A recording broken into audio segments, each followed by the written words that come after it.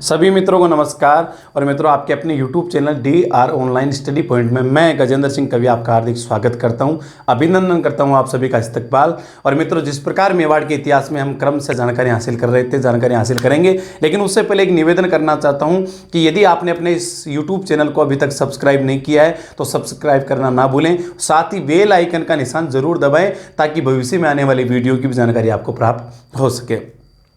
कल के वीडियो में हमने जानकारी प्राप्त की किस प्रकार महाराणा सांगा इस मिट्टी का लाडला, इस धरती का सपूत, इस मिट्टी के लिए अपनी कुर्बानी दे देता है और 1528 के बाद मेवाड़ की क्या स्थितियां बनती है। जब मेवाड़ का महाराणा सांगा इस मिट्टी के लिए कुर्बानी दे देता है और खानवा के युद्ध में वह घायल काफ़ी दिनों संघर्ष करता है, लेकिन अपने सामंतों का शिकार बनता है। और मेवाड़ की क्या स्थितियां बनते हैं, आइए उनके बारे में अगला कदम अपन बढ़ाते हैं।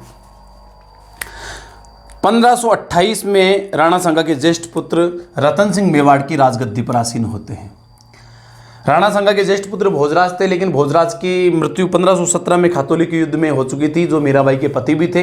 लेकिन उसके बाद में द्वितीय नंबर के जो पुत्र थे रतन सिंह 1528 में गद्दी पर बैठते हैं और 1531 तक वे राज करते हैं। और उनकी हत्या कर देता कर्मावती का भाई सूरजमल हाडा, यानी कि विक्रमादित्य का मामा। लेकिन उद्भट वीर रतन सिंह भी शिकार के बहाने धोखे से मारने के लिए बुलाए गए रतन सिंह इस सूरजमल हाडा की चाल को नाकाम करता है और मरते मरते भी सूरजमल हाडा को भी स्वर्ग की राह दिखा देता है।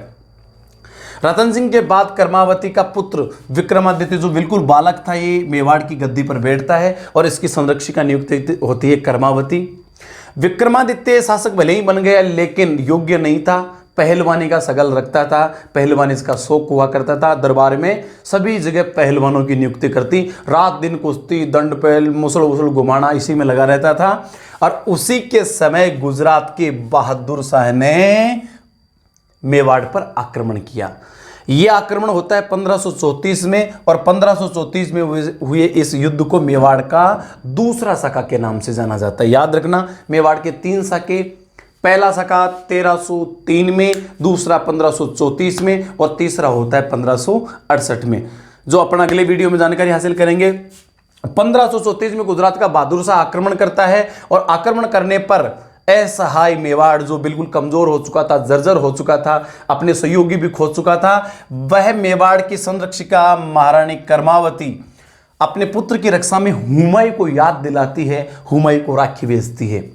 क्योंकि जब रणथंभौर में बाबर का दरबार लगा हुआ था तो कर्मावती अपने पुत्रों को लेकर वहां हाजिर होती है, बाबर को अपने धर्म का पिता बनाती है, कामरान, असगरी, हिंदाल और हुमायूं को राखी बांधकर अपना धर्म का भाई बनाती है। और उसी धर्म की याद दिलाने के लिए उस समय दिल्ली के शासक बन चुके हुमायूं को राखी भेजती है कि हे मेरे भाई, हे मेरा बीरा, राखी की लाज रख, आज मेवाड़ की आन बान और शान की प्रतिष्ठा का सवाल है, आज आ और मेवाड़ की प्रतिष्ठा को बचा। अब साहब इस समय हुमायूं थोड़ा आने में हो जाता है लेट, ये समय पर नहीं पहुंचा लेकिन लेट पहुंचा, समय पर नहीं पहुंचा। शौकीन आदमी था, नशेड़ी आदमी था, ये समय पर नहीं पहुंचा। और जब पूर्णतः चित्तौड़ के चारों तरफ घेरा पड़ा हुआ है बहादुर शाह का और मेवाड़ के चित्तौड़ के किले में जब रसद की सामग्री की कमी आई, उस समय होता है साहब साका में पहले अपन कर चुके चर्चा। एक होता है केसरिया, जो पुरुष करते हैं, और एक होता है जोहर, जो करती है महिलाएं। 1534 में मेवाड़ का दूसरा साका होता है जिसमें केसरिया करते हैं। लड़ते लड़ते तलवारों की धारा के बीच अपने आप को मातृभूमि के लिए समर्पित करते हैं, जो मेवाड़ के सेनापति होते हैं। उस समय मेवाड़ के सेनापति थे देवलिया के जागीरदार बाघ सिंह। महत्वपूर्ण बिंदु है साहब, मेवाड़ के प्रथम साके में केसरिया जिनके नेतृत्व में हुआ था वो थे गोरा और बादल। दूसरे साके में केसरिया जिसके नेतृत्व में हुआ था वो देवलिया के जागीरदार, देवलिया के सामंत बाघ सिंह के नेतृत्व में। और तीसरा साका या तीसरा केसरिया जिनके नेतृत्व में हुआ था वो थे जयमल और फत्ता। जिस प्रकार साके में केसरिया होता है, केसरिया की अपन चर्चा कर चुके। देवलिया के जागीरदार बाघ सिंह मेवाड़ के सेनापति थे, उन्होंने लड़ते लड़ते मातृभूमि के लिए कुर्बानी दी। और जोहर होता है विक्रमादित्य की माता कर्मावती के नेतृत्व में। कर्मावती जोहर कर लेती है, बाघ सिंह इस समय केसरिया का नेतृत्व करते हैं। लेकिन उस समय जो विक्रमादित्य और विक्रमादित्य के छोटे भाई जो कर्मावती के पुत्र उदय सिंह थे, ये दोनों के दोनों कहां चले जाते हैं, बूंदी, ननिहाल।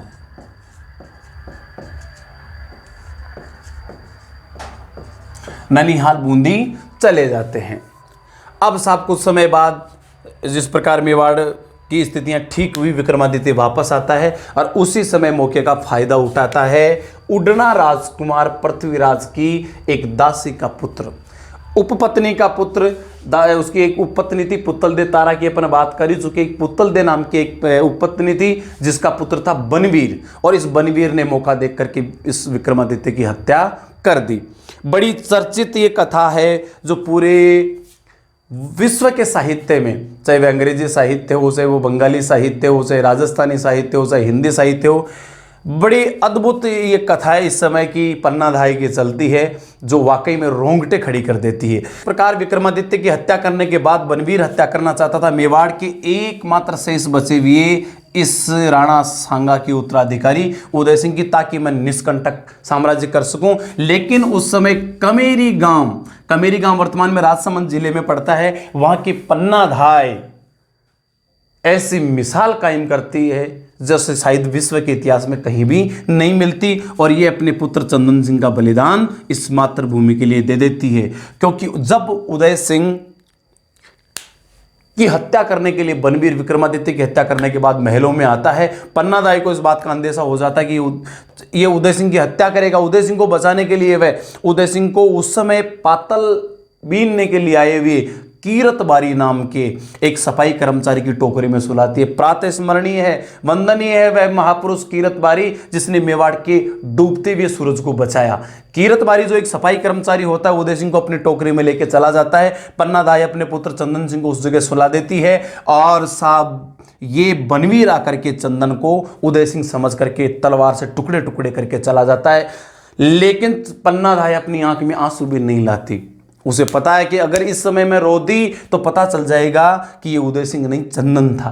आंख में आंसू भी नहीं लाती, और जब वह बनवीर मार करके चंदन को चला जाता है, उस समय चंदन की लाश ये मूक प्रश्न करती है कि मैं राजा रो कमर नहीं होयो, मैं राजा रो कमर नहीं होयो, जिसू मरनो पड़ गो और मारी माने ममता री कुर्बानी करनो पड़ गो। तो पन्नाधाय उस समय उस प्रश्न का जवाब देती है कि ना राजारी ना ममतारी। पन्नाधाय जवाब सुनना पन्नाधाय का कि ना राजारी ना ममतारी आ मां परवा कीनी, और ये माटी की खातर बेटा थारा प्राणा के बलिदेनी, ये माटी की खातर बेटा थारा प्राण के बलिदेनी। हे मेरे चंदन, हे मेरे पुत्र, हे मेरे लाल, हे मेरे लाडले, मैंने कभी सिंहासन की परवाह नहीं की, मैंने कभी राज प्रतिष्ठा की परवाह नहीं की, केवल मेरी मातृभूमि की परवाह की है, और मातृभूमि के लिए तेरा तो क्या ना जाने मैं क्या क्या बलिदान कर दूं तो भी मुझे कोई चिंता नहीं होगी। पुत्र का बलिदान देने वाली ये प्रातः स्मरणीय जगदम्बा स्वरूप देवी गुर्जर जाति की थी, और कमेरी गांव जिला राजसमंद में पड़ता है, यहाँ की रहने वाली थी। आज भी यहाँ पर पन्नाधाय का पैनोरमा बना है जो पिछली राजस्थान की वसुंधरा सरकार ने ही बनाया है। महत्वपूर्ण प्रश्न है कि साहब पन्नाधाय का पैनोरमा कहाँ है, तो प्रश्न का उत्तर होगा पन्नाधाय का पैनोरमा कमेरी राजसमंद में है, और ये यहीं की रहने वाली धाबाई गोत्र की गुजरी थी। गुर्जरों में एक शाखा होती है धाबाई, जो राजा के कुंवर होते थे उनकी धाय, उनका दुग्धपान कराने वाली जो महिलाएं होती वह 100% गुर्जर जाति की महिलाएं हुआ करती थी। और जब गुजरी का दूध पीता था राजा, तो जिस गुजरी का दूध पिया है उस गुर्जरी का बेटा राजा का धर्म के नाते भाई होता है, क्योंकि उसी माँ का दूध राजकुमार ने पिया है, उसी माँ का दूध उस गुर्जर के पुत्र ने पिया है। और जो धाई के बेटे होते थे, राजा की धाई के बेटे, वो कहलाते थे धाई भाई। राजा का भाई हो गया, धाई का बेटा है, तो राजा उसको भाई जैसा प्यार देता था, भाई जैसा सम्मान देता था, उसे धाई भाई कहा करते थे। और ये धाई भाई शब्द अपभ्रंश होकर धाबाई के नाम से प्रचलित हो गया। आज भी धाबाई गुर्जरों में एक गोत्र होती है, और इसी गोत्र की गुर्जरियां प्राय राजाओं की धाई में हुआ करती थी। ये कमेरी गांव राजसमंद के रहने वाले थी। अन्य महत्वपूर्ण जानकारी देखते हैं इस पन्नाधाय के जो पिता थे, पिता का नाम था हरचंद हाकला, हरचंद हाकला। और पन्नाधाय के जो पति थे उनका नाम था सूरजमल चौहान, सूरजमल चौहान। ध्यान रखिएगा, पन्नाधाई गुर्जर जाति की थी, कमेरी की रहने वाली थी, जहां पैनोरमा बना हुआ है। पन्नाधाई के पिता का नाम था हरचंद हाकला और पति का नाम था सूरजमल चौहान। पुत्र का नाम था चंदन सिंह, जिसका बलिदान देती है, उदय सिंह को बचाती है। और उदय सिंह के बलिदान के कारण कीरतबारी जिसने टोकरी में डाला था, सीधा उदय सिंह को लेकर के पहुंचता है कुंभलगढ़, और यहाँ के जो किलेदार थे आशा देवपुरा, और इसी आशा देवपुरा की शरण में उदय सिंह पहुंचता है और यहीं पर उदय सिंह का लालन पालन होता है। तो उदय सिंह को लेकर के कीरतबारी पन्नाधाई के अपने पुत्र के त्याग के कारण पहुंचता है कुंभलगढ़। कुंभलगढ़ में ये किसे सौंप दिया जाता है? आशा देवपुरा को, और आशा देवपुरा की शरण में ये धीरे धीरे अपनी सेना का संगठन करता है। और आइए किस प्रकार मेवाड़ का शासक बनते हैं जानते हैं। आइए तो मित्रों, जिस प्रकार पन्नाधाई का बलिदान था, उस बलिदान की बनिस्पत महाराणा उदय सिंह मेवाड़ के जो उत्तराधिकारी होते हैं वो बच जाते हैं, और उदय सिंह ने फिर बलवीर को हरा करके, पराजित करके वापस मेवाड़ को अपने अधीन किया। मेवाड़ पर अपनी पुश्तैनी वसीयत को प्राप्त किया और इनका शासनकाल रहा 1537 से लेकर 1573 तक। लेकिन इनका विधि विधान से अगर मेवाड़ पर राज तिलक जो हुआ है 1540 में हुआ है, इसकी पूरी विस्तृत जानकारी अपन हासिल करते हैं। उदय सिंह 1537 से 1573 तक रहे और 1537 में ही इनका कुंभलगढ़ में राज तिलक होता है साहब, कुंभलगढ़ में। और तमाम जो सामंत होते हैं वहां उपस्थित होते हैं और उदासी पुत्र बलवीर को नकार देते हैं और सिसोदियों का नेता अपने आप में उदय सिंह को स्वीकार कर लेते हैं। 1537 में इनका राज तिलक हुआ था कुंभलगढ़ में, और जब राज तिलक हुआ तो बहुत से शक उठे, बहुत से प्रश्न उठे, लेकिन इन सभी प्रश्नों को नष्ट किया पाली के अखैराज सोनगरा ने। और पाली के अखैराज सोनगरा अपनी पुत्री जयवंताबाई का विवाह उदय सिंह के साथ करते हैं, और जयवंताबाई का विवाह होने के साथ ही सारे प्रश्न अपने आप नष्ट हो जाते हैं। इसके बाद में धीरे धीरे अपनी शक्ति का विस्तार करके 1540 में उदय सिंह चित्तौड़ पर आक्रमण करते हैं, और आक्रमण करके बनीवीर को बुरी तरीके से पराजित करते हैं, और ये बनीवीर भाग करके महाराष्ट्र चला जाता है। और महाराष्ट्र में देश की आजादी तक नागपुर में इनके वंशजों ने राज किया ऐसा।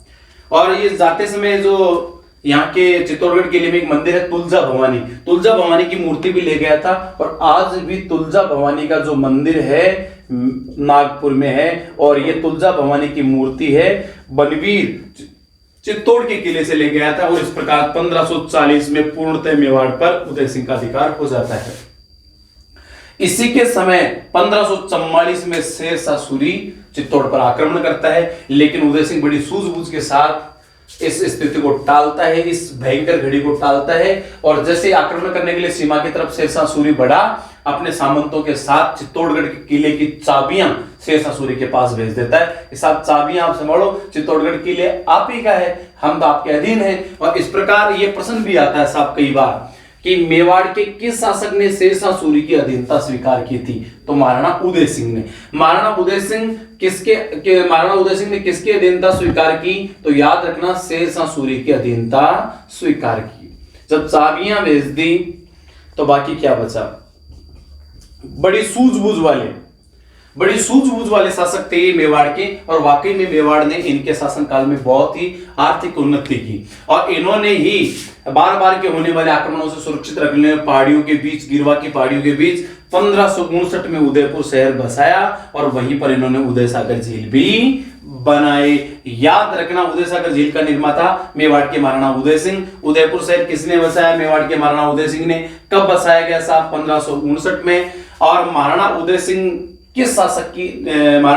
किस शासक की अधीनता स्वीकार की? तो शेरशाह सूरी की अधीनता मेवाड़ के किस शासक ने स्वीकार की? तो उत्तर होगा महाराणा उदय सिंह। ये अधीनता स्वीकार कब की? 1544 में। लेकिन जब चाबियां भेजी तो शेरशाह सूरी प्रसन्न होकर के अपना एक वहां पर एक एजेंट नियुक्त करता है, उसको छोड़ करके वह चला जाता है। आइए आगे की जानकारी अगले वीडियो में प्राप्त करते हैं। हाँ तो मित्रों, मेवाड़ के शासक उदय सिंह के बारे में हम जानकारियां प्राप्त कर रहे थे। इसी मेवाड़ के महाराणा उदय सिंह के समय होता है साहब मेवाड़ का तीसरा शाखा। इसके पीछे कारण क्या था कि मेवाड़ के तीसरे शाखे में मेवाड़ के ऊपर आक्रमण किया था, चित्तौड़गढ़ किले पर आक्रमण किया था बादशाह अकबर ने। और अकबर को एक बहाना मिल गया था सीधा सीधा, क्योंकि मेवाड़ के महाराणा उदय सिंह ने जयमल मेड़तिया को शरण दी। इनको पत्र भी भेजा गया, इनके पुत्र शक्ति सिंह को एक बार तो आगाह भी कर दिया गया था, हम ऐसे करने वाले हैं। शक्ति सिंह ने आकर के समय पर आगाह भी कर दिया था, लेकिन फिर भी राजस्थान में जो परंपरा रही है कि शरणाई शोड़ाएं, जो उद्भट वीर की शरण में आ जाता है वो आदमी कभी भी उसको सौंपता नहीं है, क्योंकि केहर केस भमंग मणि शरणाई शोड़ाएं वाली बात को उदय सिंह चरितार्थ करते हैं और साफ साफ मना करते थे कि मैं जयमल मेड़तिया को अकबर को नहीं सौंपूंगा। और यही बहाना लेकर अकबर चित्तौड़ पर आक्रमण करता है और इस आक्रमण को कहते हैं साहब मेवाड़ का तीसरा साका। देखते हैं मेवाड़ का तीसरा साका किस प्रकार हुआ। यह है साहब चित्तौड़गढ़ का किला। चित्तौड़गढ़ का किला जिस पहाड़ी पर बना हुआ उस पहाड़ी का नाम है चित्रकूट, जो मेसा के पठार का एक हिस्सा है। यह चित्तौड़ का किला है और चित्तौड़ में उस समय शासन करते हैं मेवाड़ के महाराणा उदय सिंह। उदय सिंह के समय प्रधान सेनापति एक होते हैं जयमल, तो दूसरे हैं फत्ता सिसोदिया, जो आपस में जीजा और साला थे। और इसी किले के ऊपर 23 अक्टूबर 1567 के दिन अकबर आक्रमण कर देता है, लेकिन चित्तौड़ के सूरमाओं ने इसके आक्रमण को विफल कर दिया। तो अकबर ने इस चित्तौड़ के किले के चारों तरफ डाल दिया घेरा। याद रखना, इस चित्तौड़ किले पर जो अकबर का पहली बार आक्रमण हुआ था वो हुआ था 23 अक्टूबर 1567 के दिन। ये बड़ा एक भ्रम का सा हो जाता है कि ये जो मेवाड़ का तीसरा साका हुआ कब हुआ। इसका सही उत्तर होता है 1568, लेकिन इसके लिए अकबर ने जो आक्रमण किया था 1567 में किया था, जो तारीख 23 अक्टूबर 1567। अकबर ने चारों तरफ किले के घेरा डाल दिया। किले के जो कमान संभाल रहे हैं वो एक है जयमल और दूसरे मेवाड़ के सेनापति फत्ता। सारे उस समय मेवाड़ के सामंतगण चर्चा करते हैं कि करें क्या करें क्या करें क्या। उस समय जो मेवाड़ के शासक थे उदय सिंह, इनको बाध्य किया मेवाड़ के सामंतों ने, और सामंतों ने जब बाध्य किया तो मेवाड़ के उदय सिंह इसको गोगुंदा चले गए, गोगुंदा चले गए और मेवाड़ की कमान सौंपी जयमल और फत्ता सिसोदिया को। जयमल मेड़तिया राठौड़ है, फत्ता सिसोदिया है। अब देखिएगा किस प्रकार मेवाड़ का जो तीसरा साका है वो होता है। अब साहब जब उदय सिंह गोगुंदा चले गए, जयमल और फत्ता किले की कमान संभाल रहे हैं, बाहर से अकबर आक्रमण कर रहा है, अंदर से मेवाड़ की सेना आक्रमण कर रहे हैं। एक रात का समय था कि जयमल, इस किले के कई बुर्ज हैं, उन बुर्जों में जो मुख्य दरवाजे होते हैं उन्हें पोड़ कहते हैं, और जो छोटे दरवाजे होते हैं उन्हें कहते हैं बारी। एक बारी थी जिसका नाम था लाखोटी की बारी। मान लीजिए यही है, ये लाखोटी की बारी। बार बार वो सुरंगे भर भर के बारूद की छोड़ी जा रही थी अकबर के द्वारा। लाखोटी की बारी उसमें टूट चुकी थी और जयमल रात्रि के समय उस लाखोटी की बारी की मरम्मत करवा रहे थे। अकबर को कहीं से भनक लगी कि ये जयमल है, और अकबर की एक खतरनाक बंदूक थी, उस बंदूक का नाम था संग्राम। इस जयमल के ऊपर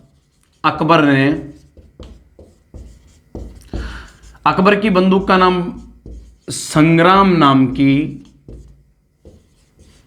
बंदूक से आक्रमण किया,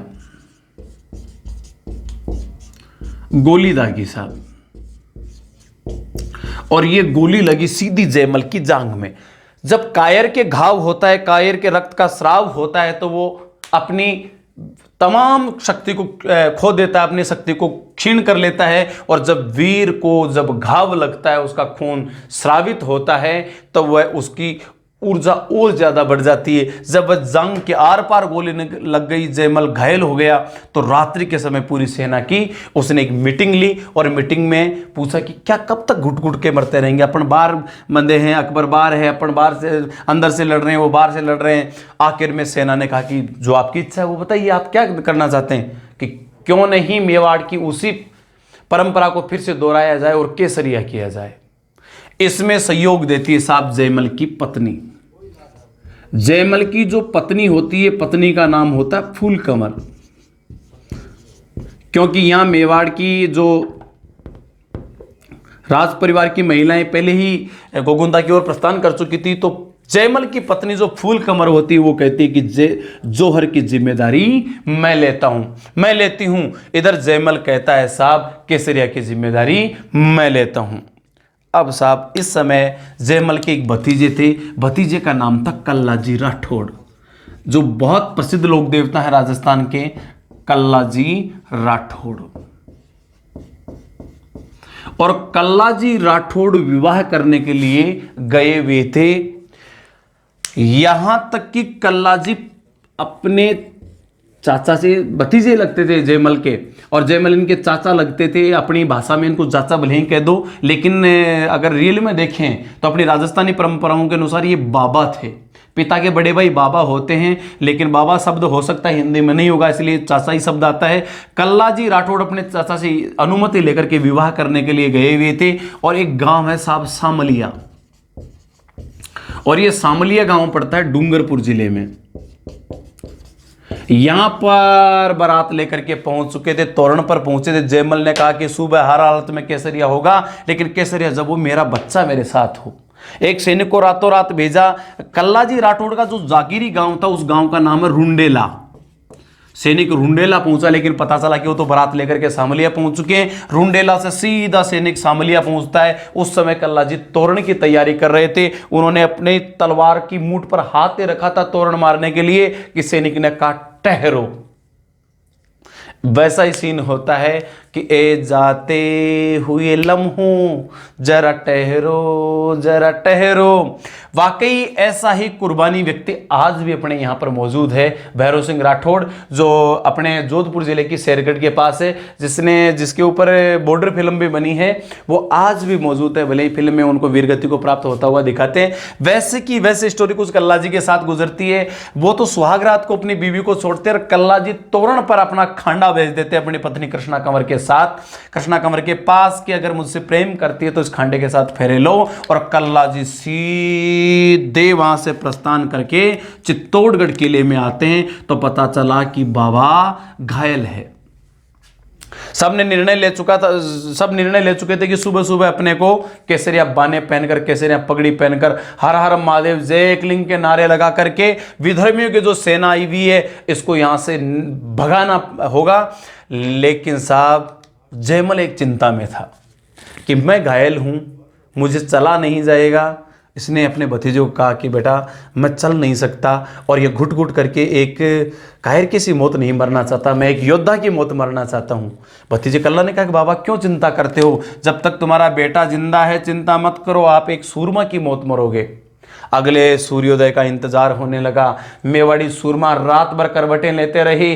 कल को मातृभूमि के लिए कुर्बानी देनी है साहब, किसको नींद आनी थी। ये तो एक सुहागरात मनाने के समान था, क्योंकि अपने राजस्थान में तो परंपरा है, मां पालने में बेटे को सिखा देती है कि इलान देनी अपनी हालरियां हुलराई, पुत सिखावे पालने मरण बढ़ाई माए। आज मातृभूमि के लिए मरने का मौका था, पूरी रात करवटें बदलते रहे, क्योंकि सुबह इस मातृभूमि के लिए रणांगण में हंसते हंसते मातृभूमि के लिए अपने रक्त का एक एक कतरा बहा करके अपन लेट जाएंगे। सुबह जैसे ही ब्रह्म मुहूर्त में सूर्य की प्रथम रश्मि चित्तौड़ के किले को स्पर्श करती है, जैसे ही एकलिंग मंदिर का घंटा बजता है, उस समय सबसे आगे जो घायल जयमल थे, जयमल को इनके भतीजे कल्लाजी ने कंधे पर बिठाया साहब।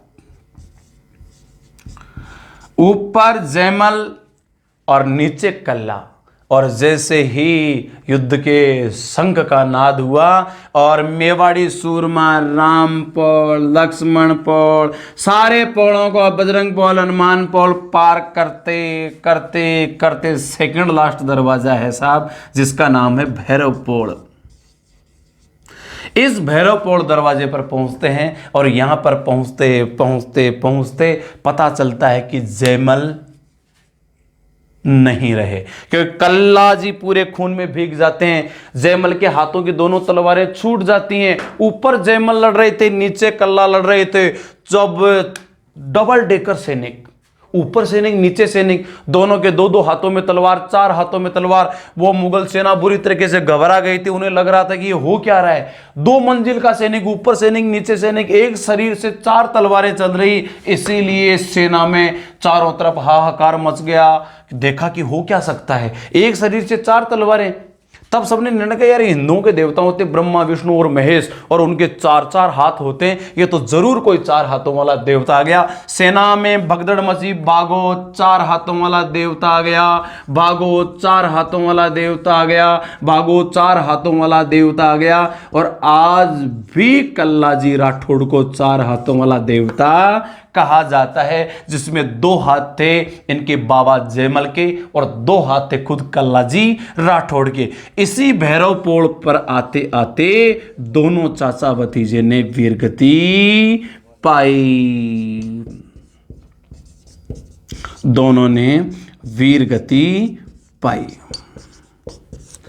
जिस जगह वीरगति पाई वो जगह है भैरवपोड़ दरवाजा, और इसी भैरवपोड़ दरवाजे पर आज भी जयमल और कल्ला दोनों की छतरी है। और जिस गांव के जागीरदार थे कल्ला जी, यहां पर कल्ला जी का आज भी मंदिर है, जहां पर बड़ी धूमधाम से एक बहुत ही महननीय देवता के रूप में इनकी पूजा होती है। याद रखिएगा, इस युद्ध को कहते हैं मेवाड़ का दूसरा साका, जिसमें केसरिया जिनके केसरिया करते हैं वो हैं जयमल और फत्ता, जयमल और फत्ता। और दूसरा होता है साहब इसमें जोहर, जोहर करती है जयमल की पत्नी फूल कंवर। और जिस दिन ये साका होता है वो दिन है 25 फरवरी 1568। तारीख बड़ी महत्वपूर्ण है, 25 फरवरी 1568। लेकिन ये एकमात्र साका है साहब जिसमें मेवाड़ के राज परिवार ने भाग नहीं लिया। इस युद्ध में केसरिया क्या जयमल और फत्ता के नेतृत्व में, और जोहर करती है जयमल की पत्नी फूल कंवर के नेतृत्व में होता है। याद रखिएगा, इसमें अकबर ने घेरा डाल दिया था 23 अक्टूबर 1567 के दिन, लेकिन ये जो आर पार की लड़ाई होती है, जो साका होता है, वो होता है 25 फरवरी 1568 के दिन। इसलिए मेवाड़ के तीसरे साके का जो सही उत्तर है वो होगा 1568 आएगा। एक बार दोबारा दोहरान करते हैं। उदय सिंह के समय मेवाड़ का तीसरा साका हुआ, इसके पीछे कारण क्या था? अकबर ने आक्रमण किया। अकबर के आक्रमण का बहाना अकबर को मिल चुका था। वो क्या था कि मेवाड़ मेड़ता को नेस्तनाबूद कर दिया जब अकबर ने, तो मेड़ता के जो राजा थे जयमल सीधे मेवाड़ के महाराणा उदय सिंह की शरण में पूछते हैं, और इसीलिए वह आक्रमण करते हैं। लाखोटी वाली जो लाखोटी वाली बारी होती है उसके सामने आमने सामने आक्रमण होता है। इसमें अकबर अपनी संग्राम नाम की बंदूक से जयमल की जांघ पर वार करता है, और जो बाकी का जो घटनाक्रम हुआ इसको हमने विस्तार से जाना है। तो मित्रों, मेवाड़ के तीसरे साके में जयमल, फत्ता और कल्लाजी राठौड़ की शहादत के बाद जो मेवाड़ की जो स्थिति बनती है उसके बारे में अपन चर्चा करते हैं। कल्लाजी, फत्ता जी और जयमल राठौड़ के जो वीरता है उसको अपन कभी भी विस्मृत नहीं कर सकते, लेकिन बाकी की जो जानकारी जीके की दृष्टि से वो अपने लिए महत्वपूर्ण, उनको हम प्राप्त करते हैं। कि उदय सिंह के समय जो मेवाड़ का तीसरा साका हुआ उसकी जो तारीख है वो है 25 फरवरी 1568, और इसी दिन अकबर का चित्तौड़गढ़ किले पर अधिकार हो जाता है। और चित्तौड़गढ़ किले पर अधिकार होते अकबर ने फतेहनामा जारी किया, अर्थात जीत की घोषणा की। अकबर ने चित्तौड़गढ़ किले पर फतेहनामा कब जारी किया साहब? ये महत्वपूर्ण है, 1568 को। और अकबर ने चित्तौड़गढ़ किले का नाम बदलकर किया मुहम्मदाबाद। चित्तौड़ का मुहम्मदाबाद नाम किसने किया साहब? अकबर ने किया। अकबर ने चित्तौड़ पर विजय के बाद उसका नाम क्या किया? मुहम्मदाबाद किया। जीके की दृष्टि से बड़ा महत्वपूर्ण, याद रखना। और जीत के बाद उस जीत के नशे में झूमते हुए अकबर ने कत्लेआम का आदेश दिया कि जो भी मिले उसी को मारो, चाहे वह बच्चा हो, चाहे वह गर्भवती महिला हो, चाहे बूढ़ा हो, जो मिले उसी को मारो। और कहते हैं इस कत्लेआम में इतने लोगों को मारा गया कि उनकी गिनती तो नहीं हो सकती, लेकिन जितने ब्राह्मणों को मारा गया उनकी जनेऊ का जब वजन तोला गया तो वो वजन हुआ था 9 मण।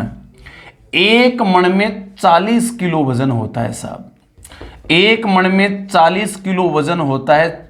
अब देखिएगा, 9 मण वजन केवल जनेऊ का उतरता है। एक जनेऊ में अगर मुश्किल से अपन तोले तो 15-20 ग्राम होता होगा साहब।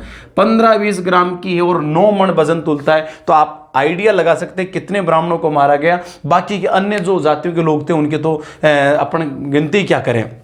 कत्लेआम का आदेश दे दिया कि जो मिले उसी को मारो, और वाकई सेना ने ऐसा ही किया। इसी कारण अकबर के द्वारा चित्तौड़गढ़ किले में दिए गए इस कत्लेआम के आदेश को आज भी अकबर के जीवन का अमिट कलंक मानते हैं।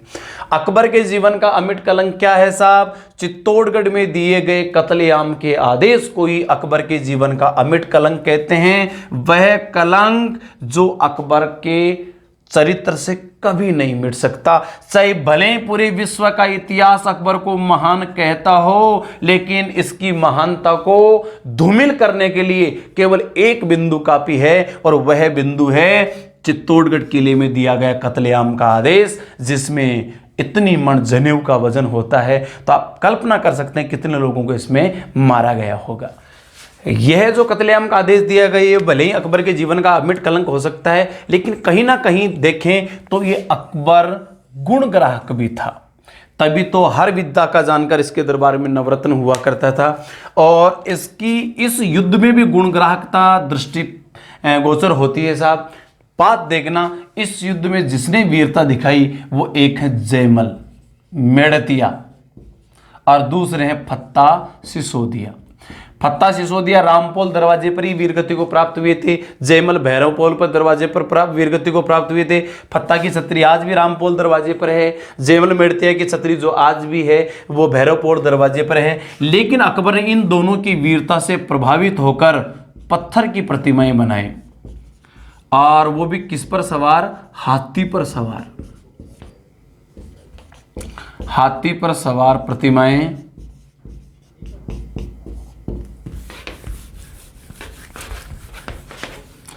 पत्थर की प्रतिमाएं बनाई संगमरमर की, और हाथी पर सवार करके, हालांकि उस युद्ध में हाथी पर सवार नहीं थे, प्रतिमाएं आगरा के किले के दरवाजे पर लगाई साहब, दरवाजे पर लगाई। महत्वपूर्ण बात है, अकबर ने जयमल और फत्ता की वीरता से प्रभावित होकर क्या निर्णय लिया, क्या काम किया, तो याद रखना उनकी प्रतिमाएं बनाकर आगरा के किले पर आगरा के किले के दरवाजे पर लगाई। और ये जो प्रतिमाएं हैं ये हाथी पर सवार हैं, यानी कि गजारूढ़ हैं, जो औरंगजेब के शासन सिंहासन पर आसीन होने तक तो वहाँ मौजूद थी, लेकिन बाद में औरंगजेब ने इनको नेस्तनाबूद कर दिया। और इन्हीं दोनों की प्रतिमाएं जो बीकानेर के राय सिंह थे, इन राय सिंह ने जब बीकानेर का जूनागढ़ किले का निर्माण करवाया, इस जूनागढ़ किले के दरवाजे पर लगाई, जो आज भी मौजूद हैं, जूनागढ़ किले के दरवाजे पर लगाई। जैसी प्रतिमाएं आगरा के किले के दरवाजे पर लगी थी, वैसे की वैसी प्रतिमाएं राय सिंह ने भी जूनागढ़ किले के दरवाजे पर लगाई। और वो प्रतिमाएं किन किन की लगाई साहब? जयमल और फत्ता की लगाई। तो मित्रों, बाकी की जानकारियां हम कल के वीडियो में प्राप्त करेंगे। ये थी आज की महत्वपूर्ण जानकारियां। आशा करता हूं आपको पसंद आई होगी, और जैसी भी आपकी प्रतिक्रिया है, मेरे तो ऐसी भावना है कि पसंद आई होगी, लेकिन बाकी जानो आप, जो भी आपके भाव हैं कमेंट बॉक्स में ज़रूर लिखें। और अगर आपने इस YouTube चैनल को सब्सक्राइब नहीं किया तो सब्सक्राइब करना ना भूलें, साथ ही बेल आइकन भी दबाएं ताकि आगामी वीडियो भी आपको मिल सके।